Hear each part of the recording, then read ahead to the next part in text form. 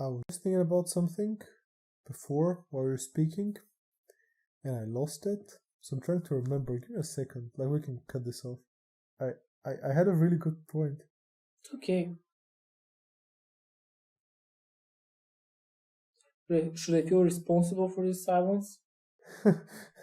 No, it's not a shared one. It's on you. Yeah, exactly. It's my responsibility. Life Math, a podcast undescribably tangled, unnecessarily complex, so bad that it's good.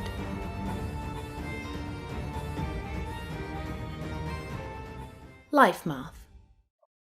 So I didn't remember what I was thinking about before, but I thought of something new, which is it's kind of surprising connection I just made to this book that I read many years ago. I must have been like 12 or something. I don't remember the book's name or author or much about it, but it was this sci-fi.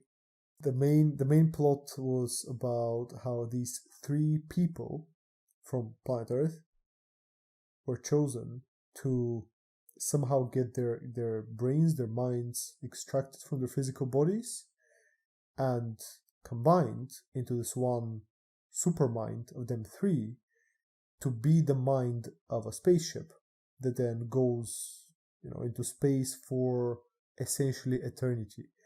And I don't remember much about the actual plot of the book, what actually happened, but I remember my fascination at the time of reading with this concept of how these three different people, three different personalities, were just put together, and the way it worked is that they couldn't, hide. You're not yourself anymore. You can't.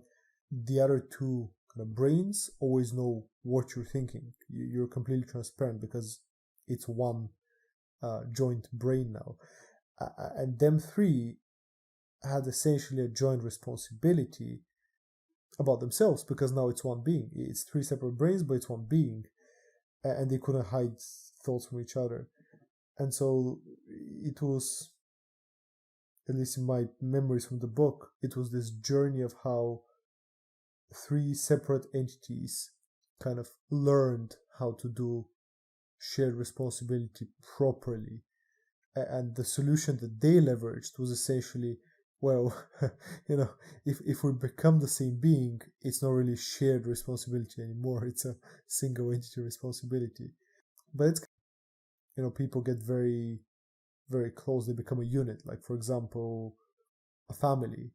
Like if two people are married for they're separate people, but a shared responsibility between them is essentially a single entity responsibility because they know each other so well. Same with, I guess, teams. Yeah, what about team sports?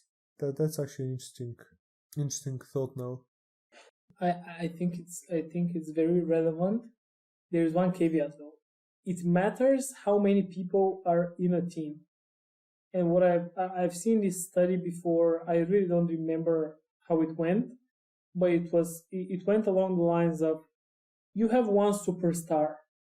Let's say in basketball it's LeBron James, and he's so good, and there's so few people on the pitch that he can basically carry the game. Or you have Michael Jordan. He has done this numerous times. He's famous for being like angry, and when he's angry, he wins the game, right? And he's one superstar, right? And he's one superstar. It is the team responsibility. It's shared responsibility. But at the end of the day, pass the ball to Michael, and he's gonna win the game, right? And then you have football, or as they call it in the US, soccer. So you have this sport which has 11 people on each team, and then you have a Messi, or you have a Cristiano Ronaldo, or Ronaldo the phenomenon, the original Ronaldo. I don't know if you're a football fan. Anyways, one person can rarely carry the team there because there's so many people on the pitch that it's hard for this person to make a difference. And he could be this superstar, but we know that Messi has never won the World Cup, although he has been considered the best player in the world for many years. And it was very fascinating to me that basketball has 5 players and Michael Jordan can make it work. No offense to Scottie Pippen and all the other people. I'm a huge fan. Don't blame me for liking Jordan. But shout out. Yeah, shout out to Scottie Pippen, my man, and all the others. Yeah, I don't hate you guys. I really like you. But at the end of the day, everybody acknowledges that one person could make the difference between average, good, or great, right? And in football, one person can make the difference between average and good, but maybe not great. You need more than one person. Going back to our topic, you have this shared responsibility in team games. If your team consists of 2 players, one of them could really make a difference. If it consists of 5 players, this guy differs. But if you're talking about 11 players, it becomes too many. Like, this one person cannot really make a difference. That's what makes football such a great game. Shout out to all the football fans. You need a good team. You can't rely on one good player to make your game. And that's why basketball is such an American game, because it's very superstar-y, and this is very marketable. You can really sell more t-shirts, more jerseys. It's very capitalist to have one star in a team. Then it's a very European, very football-y to have a team, to have maybe the German team. Often the German team in many sports, they're very good together, but there's no one superstar that everybody knows. Maybe nobody knows them and they win the World Cup because they're a very good team. Maybe it's a bit cultural, this shared responsibility against being a part of a team. Yeah, and those team games, maybe what we like about them, maybe what makes them so interesting to watch, that they're kind of an embodiment of the concept of shared responsibility and making it work. Now, what's interesting is that, at least all that I can think of now, sports with more than just a couple of players have the concept of a captain, right? So they don't just say, okay, you 11 guys are the team, make shared responsibility work. Even those very well constructed, tightly knit teams have the necessity for a captain, which is essentially, yeah, you all share the responsibility, but you share it more. You are the captain. So on your original question of what strategies could there be to make shared responsibility work, well, it seems that appointing a captain works, and that's level. There's just the concept of breaking symmetry. You have 11 equal players to share responsibility. It's very symmetrical. You pick one to be the captain, and you've broken symmetry, and you've created a different structure, kind of topologically, because now this guy is different, the center of this circle of 11 players. While, for example, in team tennis doubles, there's no captain. It's just 2 guys or 2 girls or mix, doesn't matter, and there's no captain. It's pure shared responsibility there, which is pretty cool. At least I don't think, actually, maybe there is, maybe I'm wrong, but I don't think there's a captain when there's only 2 players in doubles. Imagine Rafael Nadal and some other Spanish guy in the team. Who's gonna be the captain? Yeah, exactly. There's always like the power dynamics, but it's not that explicit. Are we making a cocktail? No, I'm just. Are we making a cocktail? No, I'm just vacuuming my bottle. I have this tool with which I suck the air out of the bottle, and it doesn't spoil. Look at this champagne socialist talking about shared responsibility for the earth while vacuuming his prosecco. Yeah, so it's interesting what you're saying, because there's this Latin expression, primus inter pares, which is first among equals. And basically it was, as far as I remember, please guys, don't be too harsh on me. In the Senate, I believe it was everybody is equal, but they're the first person to speak, the first person who can open the debate. He was the one who was the first among equals, and constantly like bombard us with these expressions. And it was usually about countries where you have a prime minister, and it's a prime ministerial government, and then the prime minister is the first among equals. So he is de facto the captain of the team, but they can get rid of the captain, right? And they can appoint another captain. While, as you can see in the US, they try to impeach Trump and then remove him from being the president of the US. But it's a very, very hard procedure because he's not the first among equals. He's the first. Yeah, so that's something interesting that you're bringing up, because it's basically this concept. You have everything is equal, but there is one person who is first among equals. It's funny that you're mentioning it in the context of sports when the Romans have thought of it 2,000 years ago. Maybe they had it in their games as well. I'm actually not sure what team sports there used to be at the time. I should talk to Julia about it. Being a gladiator is no team sport. Not a very team sport. Yeah. I don't know, actually. For example, I don't know if this is a real thing or just some sort of movie plot thing, but imagine 5 random gladiators that we don't know each other get placed in the arena, and some, I don't know, lions and stuff get released upon us, and we have to defend ourselves. So immediately we're allies, and we have the shared responsibility survive.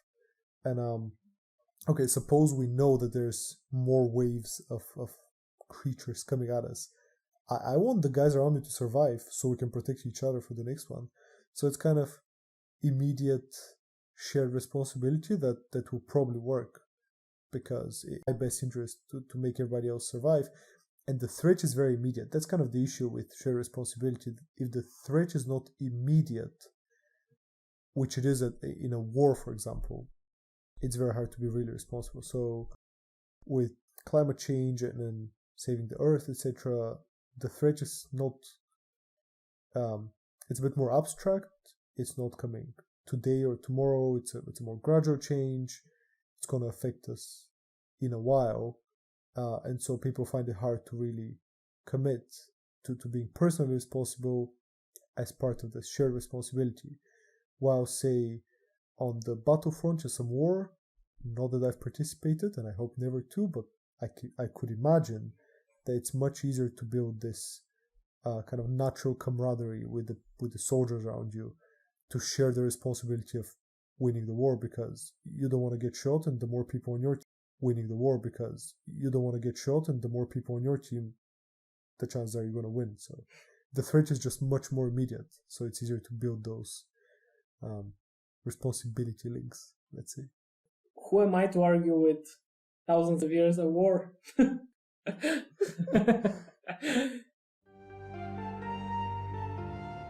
Okay, so I really want to bring this to a topic that we've discussed many times with you, but let's vocalize it, let's verbalize it, let's say it out to the world.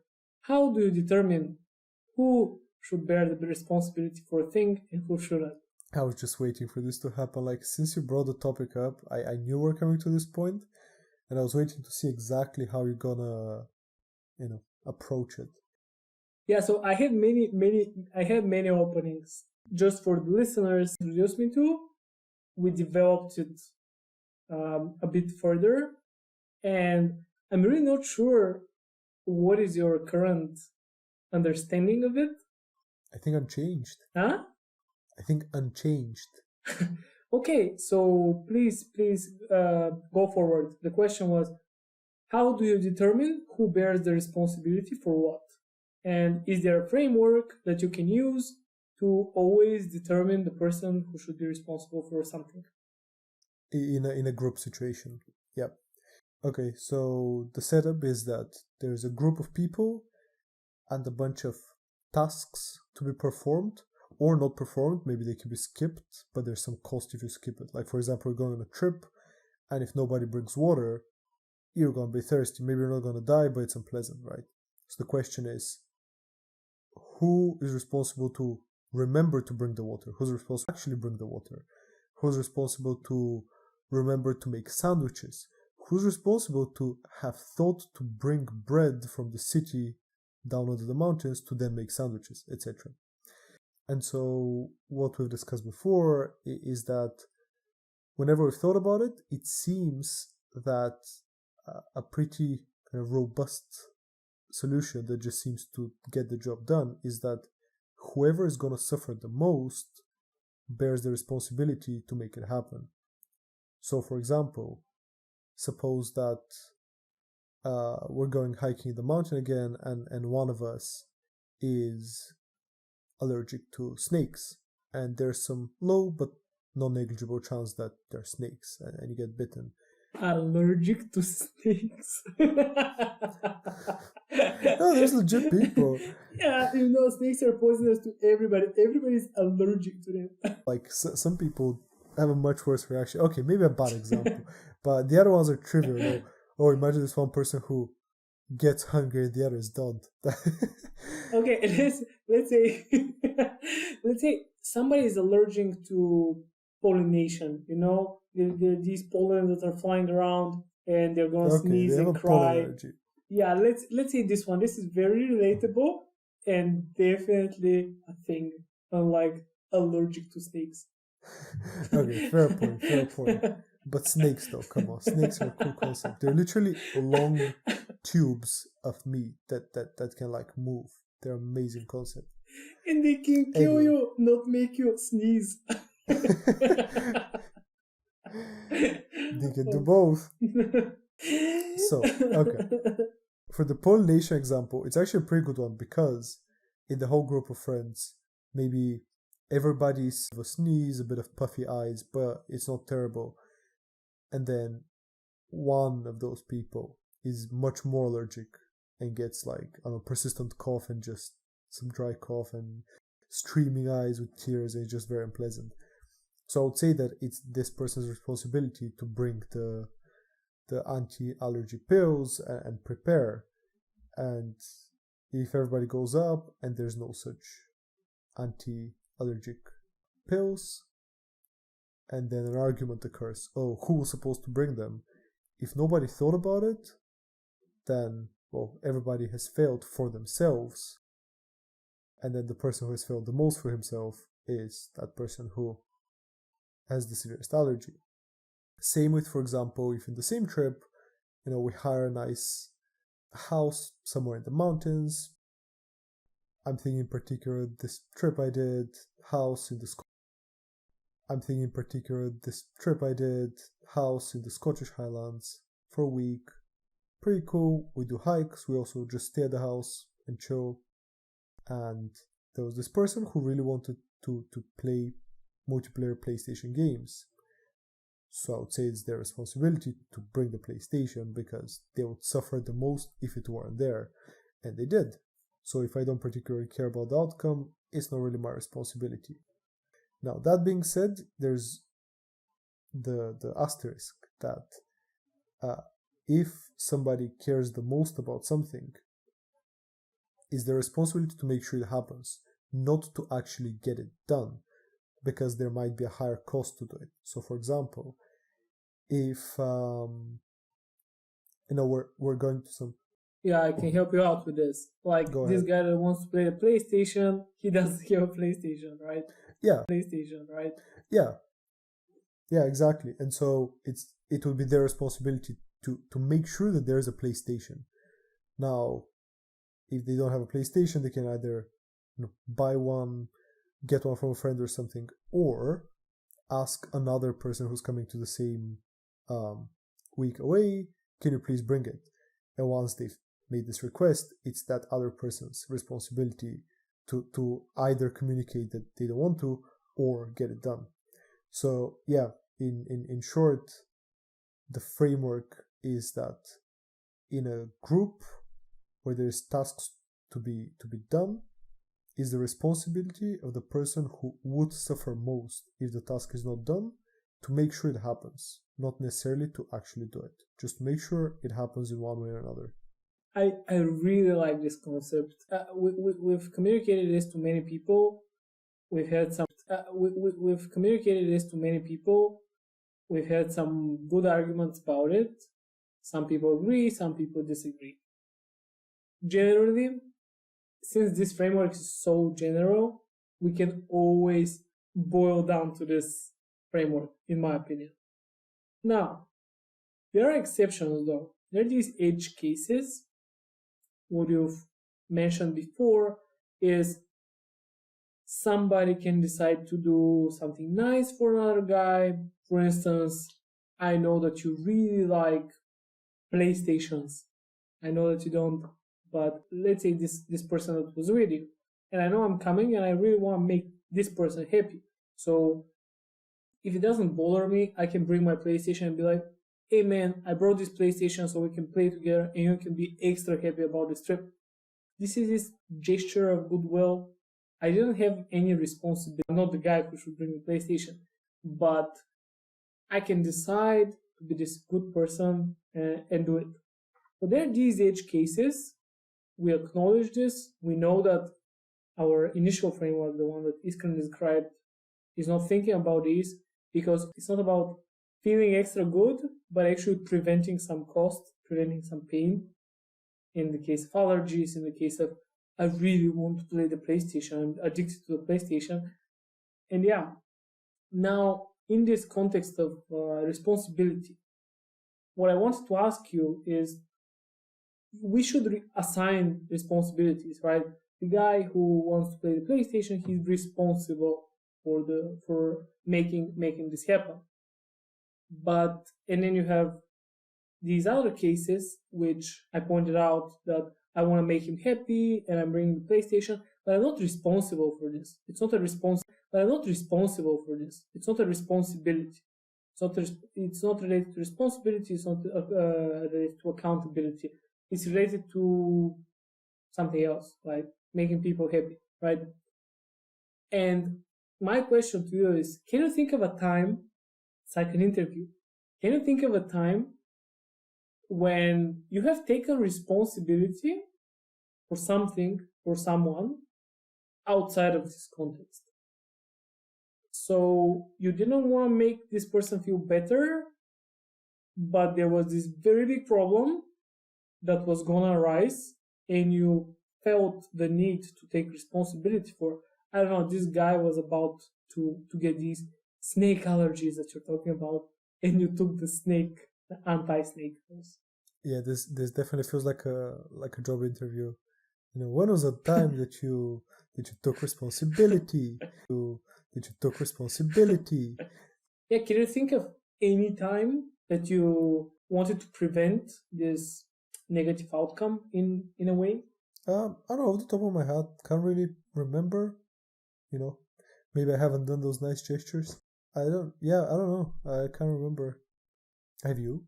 I'm having a lot of these in my life because I'm trying to over prepare for stuff, and if I know that someone may forget about this thing which is very important for them, I think that these are much more common in a family or at work. You have some work to do, and you know that somebody else should have done something, right? And they're responsible for it, they're accountable for it, it hurts everybody, it's a part of the shared responsibility or something like this, some stake in it, let's say. So it's possible that you check that they didn't do it, and you do it for them instead of them. In this way, you're basically taking the responsibility, although it's not your responsibility, to cover for your teammate or to help them out. I'm sure you've done something like this. All the situations I can think of are family related or work related. I can't really think of any other context. Maybe I understand that dynamic so well that I can make this decision. Yeah, I don't know, especially to prevent like a disaster. Because with friends, for example, you do those nice gestures where you bring something as a surprise for the others to enjoy, but it's not to prevent a disaster. Snake antidote. Always bring your snake antidote. Snake antidote. Always bring your snake antidote. Is this the title of this podcast episode? Snake antidote. Space snake antidote. Snakes, but in space. Snakes in space.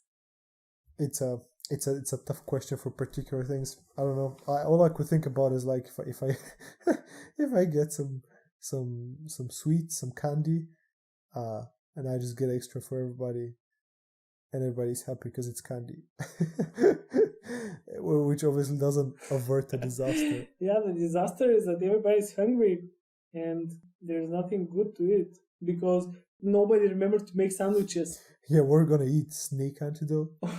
Everybody was thinking about the freaking snake antidote. Yeah, it's against snakes. When you eat snakes, you have to take the snake antidote afterwards. So now snakes are safe to eat. I see. Watching sushi, okay, but like just a whole eel. It's kind of a snake. Man, trying the eel sushi. This is extremely bougie. First of all, it costs like one piece of eel sushi costs like, I have no idea. It was extremely expensive everywhere I went, and I must say it's the best sushi. Oh, I think I quite agree. Yeah, and this was, imagine like a full kind of steak. It's not really a steak, but how can you even describe this? A full snake of an eel, and actually not as good as the sushi. It's too much on its own. Somebody had to say it. Just eel, too much. It's too rich. Oh man, I feel for you. Had to be said. Just had to be said. Okay, man. Had to be said. Just had to be said.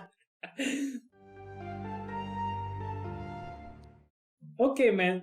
I have one last question for you that I've prepared. So I've prepared 8 questions. We've been speaking for so long, but the last question is, are there times when you feel you have to take responsibility for something? It's not your responsibility, but you feel like you have to take responsibility. Well, usually it's in those team situations when, something has to be done. If it doesn't get done, everybody will suffer a lot, but I can see that either everybody's shying away from it, or there's actually the quite interesting case when somebody is even willing to do it, but I know that for some reason they're not appropriate for the job, or they wouldn't do a very good job of it. They don't actually, I don't understand very well the problem, or they're never experienced in this particular thing, and for some reason I believe I am better suited. And then even if I don't really feel like doing it, I'm like, okay, I'll just do it because I have to, and everybody will suffer otherwise. Or I don't know, if it's going to take me an hour, it's going to take them 8 hours because I happen to have done the same thing before. I don't know. And even if I really don't want to do it, I would still not waste that other person's full day for something I can do in an hour. But I think that's kind of more work related, or group projects in university, I don't know, school. You just kind of take responsibility over the thing because you know why. You haven't defined anything. It was a bit too vague for me. I could imagine 100 different situations. So would you say it's like you don't trust the other person to do it, so you have to take responsibility for it, or you want to say, I have more knowledge than the other person, so I have to just take responsibility for it because of X, Y, and Z? Well, it could be all of them, right? Because it kind of depends on the attitude. Basically, if the other person, it's another 2x2 table. It's yes or no for whether the other person can get it done well enough, and yes or no for whether the other person thinks they can get it well enough. So if they can get it done and they think so, it's perfect. They'll just do it. If they can't do it and they don't think they'll do it, okay, somebody else, perhaps me, will do it. But the 2 other elements are more interesting. What if they think they can get it done, but I know they can't for some reason? Then you kind of have to step in and either just be like, don't worry, I'll take care, and not really explain why. But do you? because you're preventing learning in this way. Like they have to face the problem, experience the issue, and then you tell them, like the holy grail of this problem is, I don't know, read on the internet. Like of any other issue. Internet. Like of any other issue. That sounds kind of like baiting for savior syndrome. Savior, is it syndrome? Yeah.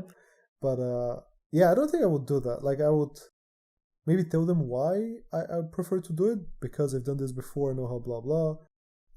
But I don't think I'll really let them burn themselves. But again, I'm thinking about those kind of work-related scenarios where it would hurt everybody if it happened. If it would hurt them, I would let them learn. Perhaps if it doesn't hurt too much. If it's gonna hurt everybody, it'd be hard to fix. Nah, let them learn on their own time. This is interesting because this gets into the realm of managers versus teammates versus something else. And I can remember many, many different situations in which I task someone to do something. I know very well that I'm going to do it. Someone to do something. I know very well that I'm going to do it in, let's say, an hour. I know that they will never be able to because X, Y, and Z, but I still want them to try. I want them to struggle with it. I want them to get creative with it. And eventually, they may surprise me and they'll be like, yeah, I'm done in like 10 minutes. And I'm like, oh, wow. Like my understanding of this has just shattered. And I thought that I know what I'm doing, but obviously not. More often than not, it would be reversed. It would be them struggling with it for some time, and I'm waiting for them to reach out to me, or I reach out to them, and I'm like, how is this thing going? What I'm looking for in this situation is I want them to identify what is the thing that they're missing, right? I want them to, what is the core of the problem? Why can't they solve this issue? And to me, if they realize why they can't solve this issue, they've solved it, right? They tell me, I know the answer. Maybe it's some interdisciplinary thing they're missing. Maybe it's some vital information about the business they're missing. Maybe it's some classified data they're missing, right? If they can identify this, to me, they've done all the learning. They've gotten everything out of the process, and I can give them the thing on a silver platter, right? And be like, what you're saying is the savior, but being a manager, you're not the savior. You're basically helping them to learn and become better professionals. So I disagree with the savior thing. It's an interesting point, actually. Yeah, I didn't really think about it this way. Yeah, sure. I mean, that's good, like giving learning opportunities. And that's kind of the vibe of, to some extent, although then it gets a bit more professional. Yeah, as I was saying, like I've actually thought about it the way you just described it when I was doing those projects with university professors, or those research projects, but as an undergraduate. And their sole point is to just learn. Like the professor knows that me as an undergraduate can't really produce something revolutionary, but I can learn. And they give me those tasks, they even communicate with me, they direct me, but it's entirely about the learning. So yeah, the learning aspect really, really changes it. But if it's just about getting the results done and we take learning out of the equation, I think I go back to my original point. And if we think that learning is always a part of everything we do, which it is, then yeah, I see what you mean. It's good. And then there's the opposite end, actually. So we're talking about somebody who thinks. There's the opposite end, actually. So we're talking about somebody who thinks they can get it done, but they can't actually. But then there's the reverse of somebody who can do it, but they don't believe in themselves enough, and then it's the best thing ever to, allow them to do it, to push them a bit maybe, to get it done. And when they find it in themselves to get it done, they're probably going to be very happy that they've realized that, it was all inside of you all along, and you knew how to do it. You were just a bit shy, or didn't believe in yourself enough. You having been through whatever you've been through in your life, all your work-related stuff and all your university-related stuff, research-related stuff, when you see a new problem, do you think to yourself, oh, I'm not able to do this? Or this is rarely the case?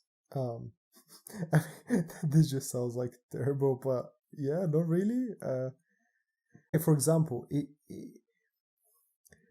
it's very clearly cut for me in the sense that if it's anything that has to do with, how do I say this? There are those fields in which any achievement is too much for me. If it's anything to do with, I don't know, singing, painting, anything like this, any task, and I immediately say, no, it's too much for me. Doesn't matter what it is, no matter how small, I can't do it. I could try, but I know I'm going to fail. But then if it's anything to do with software or let's say tech programming, yeah, like even if it's something that I have no idea how to even approach, something I've never seen before, I kind of approach it from, okay, it's obviously solvable given enough time. Do I want to dedicate that much time to it? And solvable, I mean that at least I'll figure out, whether it's possible at all, and if it's possible, how to get it done. There's no unsolvable at all, and if it's possible, how to get it done. There's no unsolvable problems, right? So yeah, for me, it's either I don't even begin going in that direction, or yeah, it's definitely doable. It's just gonna cost me that amount of time. It's interesting. What I will answer to this is that, thanks for asking. What I would answer to this is that I would never say something is not doable. I think it's related to confidence in things that you have achieved. At some point, you reach some state of yourself in which you're so confident. And by the way, this comes with taking responsibility, dealing with accountability, and so on. So that's why I brought it up, right? And after a certain point, you reach this state that I've been feeling for some time, is that I would never approach a problem with it cannot be done. That I've been feeling for some time is that I would never approach a problem with it cannot be done before doing X amount of research and being like, nobody has done it before, there is nothing about it on the internet, nobody is talking about this thing at all. This is the point in which I'll be like, I cannot do this thing, right? However, if just the slightest bit of stuff has been done on the problem, it will be very much interesting for me to explore it, see if I can contribute to it in some way, and then take on the challenge to do it or to give up doing it. However, to me, this is very related to the concept of scoping, which we've decided to devote a whole session on. Anyways, I think we should end this session. I wanted to ask you this final question. What do you think about this podcast in terms of responsibility? Yeah, actually, that's exactly what I said about the responsibility of editing, because it's a shared responsibility between the two of us, right? And for example, for the editing, which is a big part of it, it's a big task, you've been just taking the responsibility. It was explicitly verbalized, so we discussed it and say, okay, I want to edit it, but it's still some responsibility that it just sucks away time and effort, and just organizing it is a bunch of effort. So yeah, what other things do we split for? So for example, preparing the topic for a particular episode. You had thought about this topic, you had prepared these 8 questions that you said, you kind of knew you were going to ask at one point or another. So it's this responsibility for each episode to just make it interesting, to have stuff to talk about. I guess down the line, we're going to have the responsibility to, popularize it. We have the responsibility to make time for it every week, to meet. So there's many responsibilities. I think in general, so far, you've been taking more of the responsibility, like the editing, and you're pushing a bit more for the jingles and stuff like that. Don't worry about it. But yeah, exactly. It's this shared responsibility, but there's no such thing as real shared responsibility. You just took the... I remember I was going to see all that time back. No. It was about those bounty cards I've opened on Trello, which is essentially a backlog of tasks that you tag on them, meaning that anybody's free to do them, and supposedly if you do them you get karma points, let's say, like in Reddit. And I was thinking about those communities online, like forums like Reddit, where there's no, let's say, very tangible gain that you get from doing the job, but people still do it and they're very serious about it. It's my responsibility as a moderator for this group for it to be on topic, for it to be very, supportive of its members, etc. So it's interesting how they get it done. I guess not really sure, because there's always the admin or the group of admins. But yeah, I don't know, just online communities I think are quite, and not just online, like small communities in general are quite good at shared responsibility.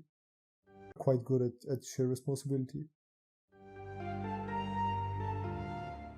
We all have our responsibilities. Here on the Life Math podcast, we have an extra responsibility to promote our product Triveta.com, the go-to solution for meeting clients online. Now, you, dear listener, are a part of this podcast, so this is your responsibility as well. How can I help you, Ilya? How can I help this podcast? How can I take responsibility?